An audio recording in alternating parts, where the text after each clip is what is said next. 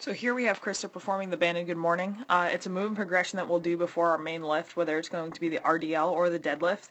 We want to teach that first phase of the deadlift to be really emphasize hips back and hamstrings straight back first. And what we can do with this banded good morning is safely load the athlete without putting necessarily a barbell on their head. And here's a couple of cues that we're looking for. So we're looking to see, number one, we don't want the knees hyperextended, but we also don't want them continuing to bend as the athlete comes forward.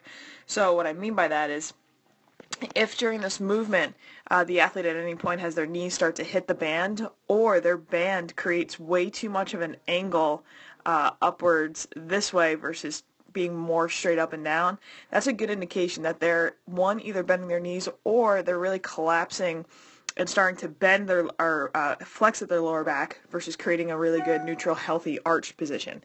So what we can see here is that when Krista goes through this movement, her first action is 100% hamstring straight back. She's creating a really good hinge position, and she's also creating a great tabletop back. Now, deciding where the athlete should stop is predicated on the coach, but it's also predicated on talking to the athlete and saying, hey, if you have to go any further, a couple things are going to have to happen. One, you're either going to have to bend your knees more, you're going to lose tension in that low back position. So, like I said, we had excessive knee bend, loss of tension back here, or they feel like they're going to get to a point where their shoulders start to drop forward. If any one of those three things they feel like they have to occur in order to achieve more range of motion during this movement, then this is as far as their range of motion needs to go.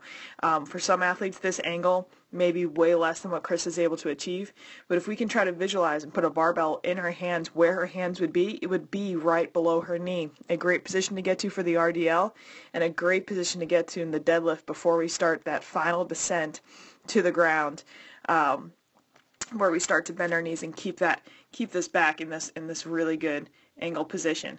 And then what we can do using a program like Coach's Eye is something very similar to what I did, where we can show the athlete, hey, 82 degrees in that range is a great position for you to be in with your hips.